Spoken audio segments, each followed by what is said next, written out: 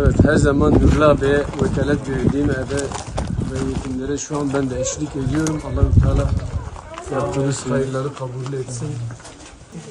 Ve yetimlere bakın nerededir. Anne de yok, baba da yok. Sadece bu yaşlı nene bakıyor. Allah-u Teala sizin حالش تعالی کمک کنه بخشش آرزوی دارن خدا برساند حمیده از بگم مریض هستم حمیده Allah-u Teala kabul etsin.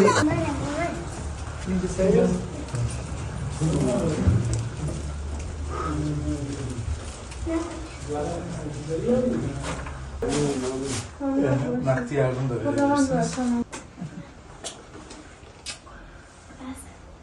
Selamun aleyküm.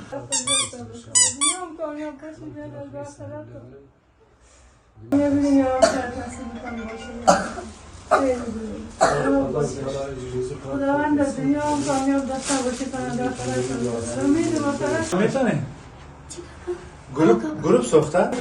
Elektrikçiyi anlatabilirsiniz. Sağ ol. Bir de bunu soruyorsun. Bu Var mı da kat bilen şimdi tu?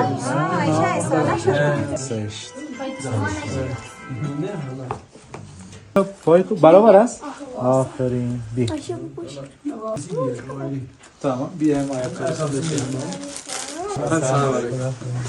Selamünaleyküm.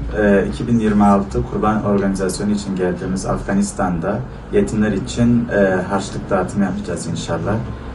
Allah-u Teala yapmış olduğunuz bütün yardımları dergâh izzetinde kabul etsin inşallah.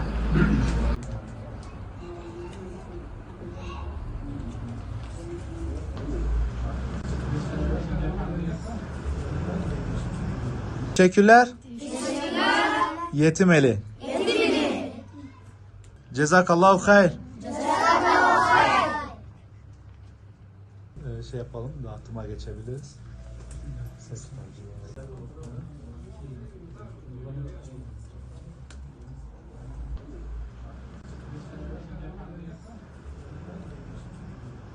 Bismillahirrahmanirrahim.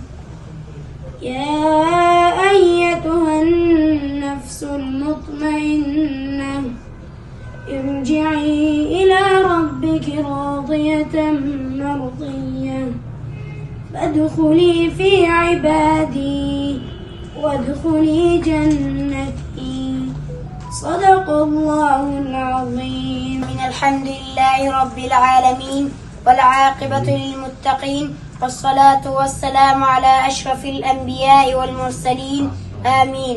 اللهم ربنا تقبل منا إنك أنت السميع العليم. ربنا اغفر لنا ولوالدي ولمن دخل بيتي مؤمنا وللمؤمنين والمؤمنات. ربنا آتنا في الدنيا حسنة وفي الآخرة حسنة وقنا عذاب النار.